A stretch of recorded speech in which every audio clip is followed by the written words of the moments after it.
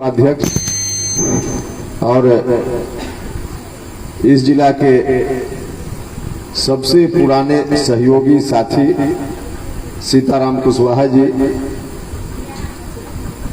प्रदेश महासचिव और इसी जिला के साथी मृत्युंजय कुमार मेहता जी, जिला इकाई के उपाध्यक्ष सुनील मेहता जी, पवन भगत जी, प्रदेश महासचिव लोकेश सिंह जी जो इस जिला में पार्टी का काम विशेष रूप से देख रहे हैं, श्रीमती गुलाब देवी जी, स्मिता कुशवाहा जी, कंचन मेहता जी, जितेंद्र जी, मुकेश मेहता जी, सुरेंद्र मेहता जी, रामचंद्र मेहता जी, अशोक मेहता जी, नवल किशोर जी, डॉक्टर आशीष कुमार जी, श्याम यादव जी, राजा राम यादव जी, चंदन पाल जी, विद्यानंद मेहता जी, श्याम मेहता जी, मीरा देवी जी, पंकज कुशवाहा जी, रविंद्र मेहता जी और गोवर्धन बाबू,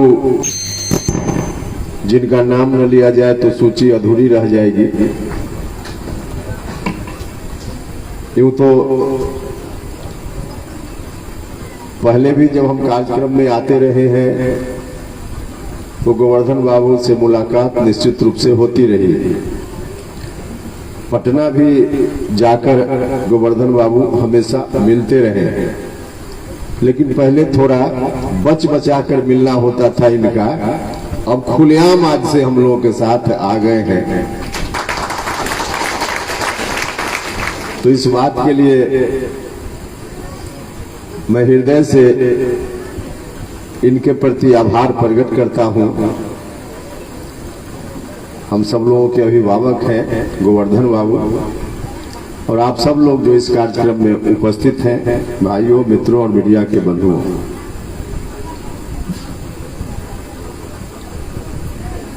देखिए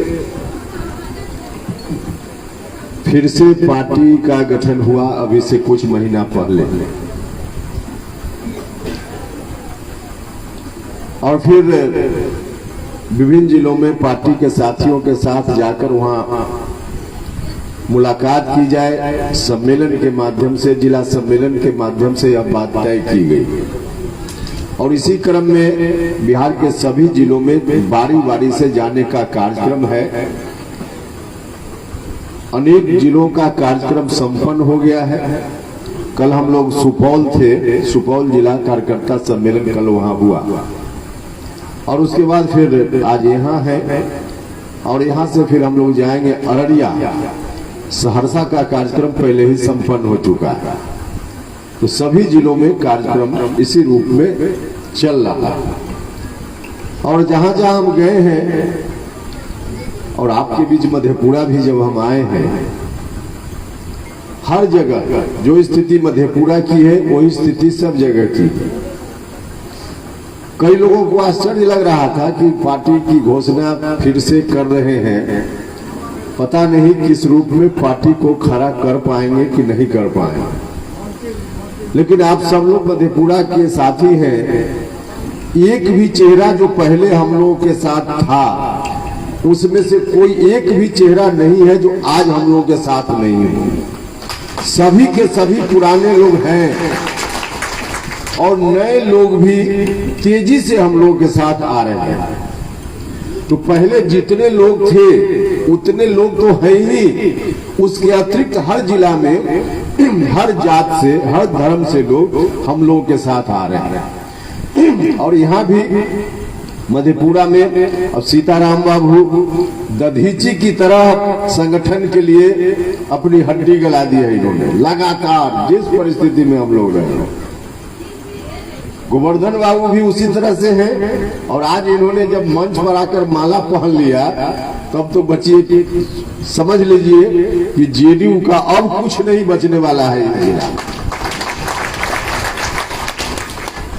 तो सब लोग हैं, कारवां आगे बढ़ रहा है।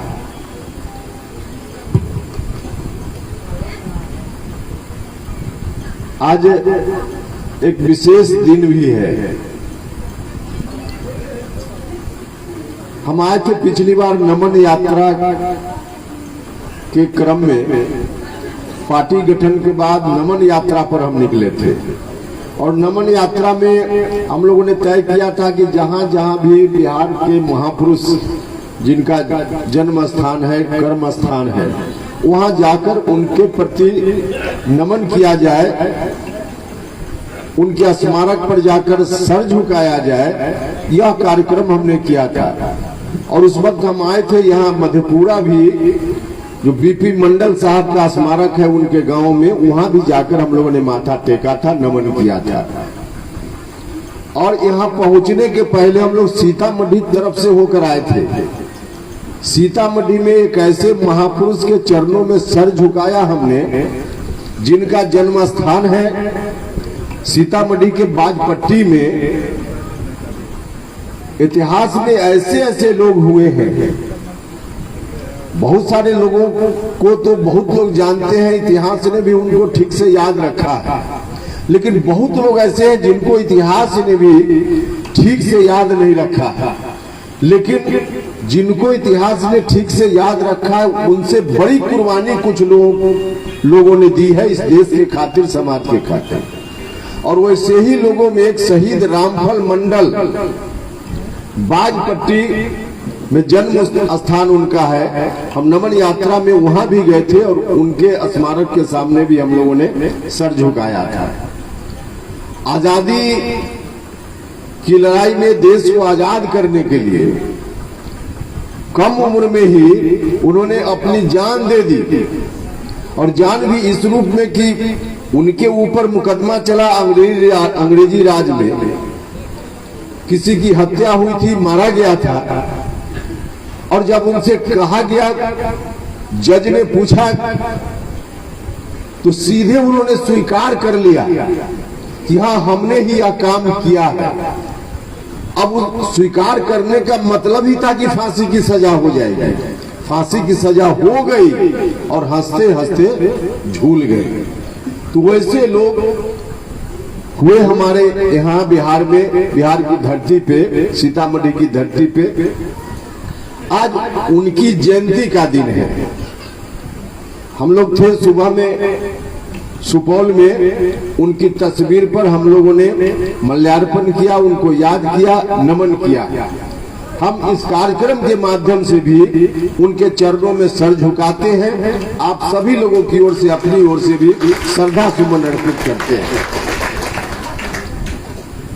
भाइयों और मित्रों, हम मधेपुरा में, सुपौल में जहां सुबह में उनके चरणों में सर झुकाए, वही शाम में कार्यक्रम के बाद हम लोग गए थे। यह जो दावा बिहार सरकार में बैठे हुए लोगों का रहता है कि हम अति पिछड़ा भाइयों के लिए बहुत कुछ कर रहे हैं, हम दलित महादलित के लिए बहुत कुछ कर रहे हैं, उनका जो दावा रहता है, और उस दावे के हिसाब से अति पिछड़ा वर्ग के जो विद्यार्थी हैं, उनके लिए सरकारी दावा है कि हर जिला में हमने छात्रावास जननायक कर्पूरी ठाकुर के नाम से छात्रावास बनाया है, बना भी है।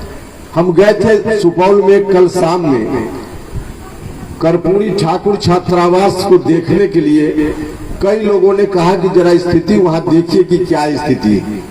सरकार दावा करती है कि अति पिछड़ा समाज की भलाई के लिए हम कितना कुछ कर रहे हैं, नौजवानों के लिए, छात्रों के लिए। हम लोग गए थे, सभी लोग गए थे वहां देखने के लिए। छात्रावास करोड़ों रुपया लगाकर खर्च हुआ है, बना है, लेकिन ऐसी जगह बन गया है जहां विद्यार्थी रह ही नहीं सकता। उसमें रहने वालों की क्षमता लगभग 100 के लगभग है, 90-100, लेकिन वहां मुश्किल से 10 से 15 विद्यार्थी मिले। और उन लोगों ने कहा कि कोई इंतजाम नहीं, और कहा क्या, हम लोगों ने अपनी आंखों से देखा, वास्तव में वहां कोई झोपड़ी में रहकर ठीक से पढ़ाई कर सकता है, जितनी ही सुविधा वहां मिले, लेकिन वहां रहकर पढ़ाई करना संभव नहीं है। 3 महीना से जनरेटर में तेल नहीं है, बिजली चली जाए तो कैसे रहेगा? जनरेटर में 3 महीना से तेल नहीं है और 10-15 विद्यार्थी वहां में। अभी 2017 में उस भवन का उद्घाटन हुआ, छत टपकती है, अब बरसात में कैसे विद्यार्थी वहां रहेगा समझ लीजिए। शौचालय में किवाड़ नहीं है, कैसे विद्यार्थी वहां रहेगा समझ लीजिए। आजकल जो पढ़ाई होती है, नेट की जरूरत होती है, ऑनलाइन पढ़ाई, बिना उसका तो काम ही नहीं चलता है। और 2.5-3 महीना से वहां नेट कनेक्शन खत्म, बंद पड़ा हुआ। अब बताइए, एक तरफ सरकार का दावा और वह जो छात्रावास बनाया गया है, उस तरह का छात्रावास बिहार के अन्य हिस्सों में भी बने, उसमें सिर्फ अति पिछड़ा समाज के बच्चों को रहना है। अब अति पिछड़ा समाज के बच्चों के प्रति उस छात्रावास को देखकर सरकार क्या कर रही है, इसका अर्थ लगाया जा सकता है। और ऐसा सिर्फ वही नहीं है, वहां तो चूंकि कल हम लोगों ने देखा, इसलिए हम चर्चा कर रहे हैं, बात ध्यान में आ गई। अंबेडकर कल्याण छात्रावास, जिसमें दलित महादलित वर्ग के बच्चे रहते हैं, वहां भी स्थिति बिल्कुल नारकीय रहती। हम पहले दूसरा जिला में कई जगह जाकर देख चुके हैं। तो यह राज्य सरकार जो अपनी पीठ थपथपाते रहती है कि हम गरीबों के लिए काम करते हैं, अति पिछड़ा के लिए, दलित महादलित के लिए, झूठे तौर पे सीधे कहिए तो सरकार झूठ बोलती है। सिर्फ कागज में उनकी योजनाएं पिछड़ों के लिए, दलितों के लिए सिमटी हुई है, वास्तव में योजना नीचे लोगों के लाभ के लिए नहीं है। यह यहाँ का उदाहरण है जो हमने आपको बताया है। भाई और मित्रों, इस तरह से चल रही है सरकार, और इस तरह से चल रही है, हम लोगों को भी कभी कभी बहुत दुख होता है कि क्या होना था, क्या हो गया, क्या होना था। 2005 के पहले जब नीतीश कुमार जी संघर्ष में थे, बिहार में सत्ता में परिवर्तन हो और हम बदलाव लाए, 1994-95 में समता पार्टी बनी थी और तब से गाड़ी आगे बढ़ी। 2005 में आकर नीतीश जी सरकार में आए, मुख्यमंत्री बने। तो वह जो संघर्ष था उस समय, किस बात के लिए संघर्ष था, किसके खिलाफ संघर्ष था? उस वक्त लगातार 12-14 साल तक जो संघर्ष हुआ, उस संघर्ष का मकसद सिर्फ इतना ही था। लगातार हम लोग नीतीश जी के साथ बिहार भर में घूमते रहते थे, लोगों से आग्रह करते रहते थे कि एक बार मौका दे दीजिए, क्योंकि महिलाओं के साथ उसी तरह का दुर्व्यवहार, चारों तरफ जो एक अंधकार का वातावरण था, एकदम खौफनाक मंजर दिख रहा था, उसी से मुक्ति के लिए तो नीतीश कुमार जी को बिहार के लोगों ने सत्ता में बैठाने का काम किया था। उसी से मुक्ति के लिए नीतीश कुमार जी सत्ता में बैठे, काम भी शुरुआती दौर में अच्छा किया उन्होंने, इसमें कोई दो राय नहीं। मुख्यमंत्री बने तो उस खौफनाक मंजर से बिहार को लाया भी नीतीश कुमार जी ने, इसमें भी कोई दो राय नहीं। सब कुछ किया, लेकिन अंत में आकर के जब नीतीश जी ने एक तरह से कह दिया है कि अब हमारी अंतिम पारी है राजनीति में, अब यहां आकर के नीतीश जी ने क्या निर्णय ले लिया है, भाइयों और मित्रों, हम लोग तो कभी सपना में भी नहीं सोच सकते थे कि नीतीश कुमार जी भी ऐसा निर्णय ले सकते हैं जिस तरह के निर्णय को नीतीश कुमार जी ने अभी लेने का काम किया। हम लोग भी उनके साथ चले गए थे। कई लोग सवाल करते होंगे गांव में कि अभी तो आप राष्ट्रीय लोक जनता दल की बात करने आए हैं, राष्ट्रीय लोक समता पार्टी तो थी, क्यों समाप्त किया था? भाइयों और मित्रों, उस वक्त जब 2020 में विधानसभा का चुनाव हुआ, उस चुनाव के बाद राष्ट्रीय लोक समता पार्टी का विलय हमने कर दिया था नीतीश जी की पार्टी के साथ। उस चुनाव का जो परिणाम हुआ, उस परिणाम को देखकर हम लोगों ने समझा, और लोगों की भावना भी यही थी कि अब दोनों पार्टी, राष्ट्रीय लोक समता पार्टी और जनता दल यूनाइटेड, दोनों पार्टी को अब अलग अलग रखने की कोई जरूरत नहीं है, क्योंकि अलग अलग रखने में जो लोगों के मन की बात आ रही थी, उसने आगे आने वाले दिनों में बड़े खतरा की आशंका हो रही थी। याद कीजिए 2020 में विधानसभा का जब चुनाव हुआ, जरा ठीक से समझिएगा चीजों को, लोग सवाल पूछते होंगे गांव में। 2020 में विधानसभा का चुनाव हुआ, उस चुनाव में जनता दल यूनाइटेड का उम्मीदवार अलग से था और हमने एक अलग गठबंधन बनाया था। हमारी पार्टी हमारे गठबंधन की ओर से अलग से उम्मीदवारी थी बिहार में सभी जगह। और उस चुनाव का जो परिणाम हुआ, बिहार के कई हिस्सों में राष्ट्रीय लोक समता पार्टी का समर्थन लोगों ने ठीक से किया। सब जगह नहीं किया, लेकिन कई इलाकों में ठीक से लोगों ने वोट दिया। शाहबाद का इलाका, मगध का इलाका, चंपारण, सीतामढ़ी वगैरह, इन जगहों पर हमारे उम्मीदवार को लोगों ने ठीक से वोट दिया। लेकिन ठीक से वोट दिया, उतना वोट नहीं दिया जिससे हमारा उम्मीदवार कहीं से जीत पाता। लेकिन कहीं 30,000, कहीं 40,000, 45,000 वोट हमारे उम्मीदवार को मिला। तो यह जो वोट मिला, उसका परिणाम हमारा तो कोई उम्मीदवार नहीं जीत पाया। आप लोग जरा सोचिए, उस वक्त बहुत नहीं, हम लोग को यह अपेक्षा लेकर भी नहीं चल रहे थे कि कोई राष्ट्रीय लोक समता पार्टी या जो हमारा गठबंधन है, इस गठबंधन से कोई 100 सीट जीत जाएंगे, 150 सीट जीत जाएंगे, सरकार बना लेंगे, ऐसा हम लोग सोचते भी नहीं थे। लेकिन उस वक्त ज्यादा नहीं, अगर 5-7 सीट भी राष्ट्रीय लोक समता पार्टी जीत गई होती तो पूरे बिहार की राजनीति हमारे हाथ में होती कि नहीं होती? पूरे बिहार की राजनीति हमारे हाथ में होती। तो लोगों ने थोड़ी कंजूसी कर दी। जो लोग सवाल पूछते होंगे गांव में, उनको बताइएगा कि आप लोगों ने कंजूसी उस समय कर दी। ठीक है, उपेंद्र कुशवाहा का उम्मीदवार नहीं जीत पाया, कंजूसी नहीं करते तो पूरी राजनीति उपेंद्र कुशवाहा के हाथ में उसी समय आ गई रहा। लेकिन लोगों ने कंजूसी कर दी। उस कंजूसी का दुष्परिणाम क्या निकला?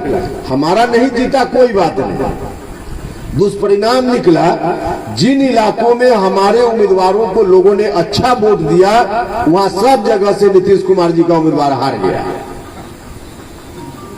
पूरा का पूरा शाहबाद साफ हो गया, एनडीए साफ हो गया। नीतीश जी का उम्मीदवार कहीं से नहीं जीत पाया। और पूरे बिहार की जो स्थिति बनी, उसी के चलते तो 43 पर चले आए नीतीश जी, जो कभी 100-110 जीतते थे, सिर्फ 43 पर चले आए, 43। तो नीतीश कुमार जी 43 पर चले आए। हमारा वोट और नीतीश कुमार जी का वोट, जो सामाजिक समीकरण है, उस समीकरण के हिसाब से हम भी उसी वोट पर दावेदारी कर रहे थे जो वोट नीतीश कुमार जी को मिलता था। हम दोनों के बीच जो वोट का डिवीजन हुआ, उस डिवीजन का परिणाम हुआ कि लालटेन वाले फिर से अपना लालटेन का शीशा साफ करने में लग गए और फिर से अपना कुर्ता पजामा टाइट करके सड़क पर निकलने लग गए। उनको लगा कि चलो अब नीतीश कुमार और उपेंद्र कुशवाहा की लड़ाई में अब फिर से हम अपने लालटेन को जला लेंगे। उनके मन में यह बात आने लगी और सच में ऐसा दिखने भी लगा। तब नीतीश कुमार जी को भी चिंता हुई और उन्होंने पहल की। हम लोगों को भी लगा कि इस लड़ाई में, हम दोनों की लड़ाई में लालटेन वाले आ जाएंगे। हम लोगों ने, हमारे साथियों ने मिलकर बैठकर विचार किया। हम लोग राजनीति करते हैं लोगों के लिए, समाज के लिए, राज्य देश के लिए। तो हम लोगों ने सोचा कि चलिए व्यक्तिगत रूप से जो परेशानी होगी हम उसको झेल सकते हैं। हमारे लोग आलोचना करेंगे, हम उसको भी झेल लेंगे। लेकिन हम अगर इसी रूप में बने रह जाएंगे और हम लोगों के इस रूप में बने भी हाल में कबूल करने वाले न उस वक्त थे न आज है, यह हम आपको कहने के लिए आए। और इसीलिए हम लोगों ने मिलकर, नीतीश जी से बात हुई, उन्होंने क्या कुछ कहा। परिणाम अब इस रूप में हुआ कि अब जनता दल यूनाइटेड, बिल्कुल समझ लीजिए, बाहर से भले दिखता होगा कि पार्टी है, अब कोई पार्टी नहीं, लेवल जरूर बाहर लगा हुआ है, अंदर से पूरे तौर पे खोखला डब्बा की तरह है। माल बिल्कुल नहीं है, बाहर सिर्फ लगा हुआ है बोर्ड, सिर्फ बोर्ड लगा हुआ है। पार्टी राष्ट्रीय जनता दल की जो स्थिति थी, उस स्थिति के विरोध में ही तो यह पार्टी आई थी। राष्ट्रीय जनता दल के समर्थक लोग जो गांव में लाठी में तेल पिलाकर लाठी चला रहे थे, उसी के खिलाफ तो समाज में गोलबंदी हुई थी। जिस गोलबंदी में अति पिछड़ा समाज के लोग, जिस गोलबंदी में लवकुश समाज के लोग, धानुक समाज के लोग, महादलित दलित समाज के लोग, बाद में अल्पसंख्यक समाज के लोग भी आए, बाद में सवर्ण समाज के लोगों ने भी साथ दिया। तो सब लोग कौन लोग गोलबंद हुए थे? गोलबंद हुए थे जो लाठी में तेल पिलाने वालों से अपनी रक्षा चाहते थे, सुरक्षा चाहते थे, वही लोग गोलबंद हुए थे। और जब नीतीश कुमार जी उसी लाठी में तेल पिलाने पीछे पीछे लालू यादव जिंदाबाद करने में चले गए, तो समाज का आदमी कैसे उनके साथ जाने वाला? नहीं जाने वाला। इसलिए आज पार्टी पूरे तौर पे जेडीयू एक खोखला डब्बा की तरह बच गया है। अगर मजबूती से उस पार्टी को खड़ा करने में कामयाब हम लोग होते, तब एक गुंजाइश बन सकती थी कि नीतीश जी को हम लोग आज जो उनके लोग कह रहे हैं उस रेस में हम लोग शामिल करवा सकते थे। लेकिन एक बड़ा अवसर नीतीश जी ने खुद ही कुल्हाड़ी मार ली। और आज जो स्थिति है, अब नीतीश जी को गलतफहमी हो सकती है, पार्टी तो उनकी बर्बाद है। अब आरजेडी के लोगों के ऊपर भरोसा, उनको गलतफहमी हो सकती है। आदरणीय नीतीश जी, लालू जी कोई आपको प्रधानमंत्री बनाने के लिए आपसे दोस्ती उन्होंने नहीं की है। लालू जी को सिर्फ और सिर्फ एक चीज उनके मन में है कि अब जाते जाते अपना बेटा को कैसे बिहार का मुख्यमंत्री बना दे। सिर्फ लालू जी यही चाहते हैं, बाकी कोई नीतीश कुमार जी से प्रेम नहीं है उनको। एक मकसद है उनका, अपना बेटा को मुख्यमंत्री बना दे। तो गलतफहमी के शिकार नीतीश जी होंगे तो हो, लेकिन अब जो स्थिति है उसमें इस खोखली पार्टी में रहकर और आरजेडी के ऊपर भरोसा करके नीतीश जी चाहते हैं कुछ हो जाए, तो कभी हो ही नहीं सकता है। इन्होंने अपना वक्त गंवा दिया, समय गंवा दिया। तो इसलिए हम आपसे कहने आए, पार्टी के सब लोग साथी हैं, समाज में जितनी जरूरत, हम लोग जरूर कोशिश कर रहे थे राष्ट्रीय लोक समता पार्टी का झंडा लेकर के, हम लोग का प्रयास चल रहा था, लेकिन जितनी जरूरत समाज को उस वक्त राष्ट्रीय लोक समता पार्टी की नहीं थी, उससे ज्यादा जरूरत आज राष्ट्रीय लोक जनता दल की है। समाज में आज ज्यादा जरूरत है, क्योंकि उस वक्त इसलिए कम जरूरत थी कि जिन वर्गों की हम चर्चा कर रहे हैं, राष्ट्रीय जनता दल के खिलाफ जो समाज में लोग हैं, उनके ऊपर जब डंडा आरजेडी वाले चलाते थे, तो सुरक्षा देने का काम, छतरी बनकर खड़ा रहने का काम जनता दल यूनाइटेड भी करता था, जेडीयू के लोग करते थे। लेकिन अब जब जेडीयू बर्बाद है, तो सुरक्षा देने का काम गांव के गरीब गुरबा लोगों को, अति पिछड़ा दलित महादलित समाज के भाइयों को सुरक्षा देने का काम अब कौन करेगा? राष्ट्रीय जनता दल के लोग तो डंडा चलाने से बाज नहीं आएंगे। आदतन ऐसे लोग हैं, तो उनकी लाठी तो चलेगी। उस लाठी से बचाने का काम कौन करेगा? अब जेडीयू समाप्त है, तो उसकी जगह राष्ट्रीय लोक जनता दल ही बचाव का काम करेगा, बचाने का काम करेगा। तो इसलिए गांव में जाकर लोगों के बीच जाइए, आप लोग पार्टी के साथी, समाज के सभी वर्ग के लोगों के बीच जाइए और उनसे आग्रह कीजिए। निश्चित रूप से लोगों के मन में जो आशंका आ गई थी, सब लोगों पार्टी के साथियों से आग्रह है कि सब लोग मिलकर गांव में जाइए, लोगों को ठीक ठाक ढंग से अपनी बात बताइए। निश्चित रूप से हर एक जात समाज के लोगों के लिए आज राष्ट्रीय लोक जनता दल की जरूरत है। इसलिए सब लोग आपके साथ आएंगे, उसको पूरा भरोसा है कि आप सब लोग इस जिला में मजबूती से इस काम में लगिएगा और हम लोग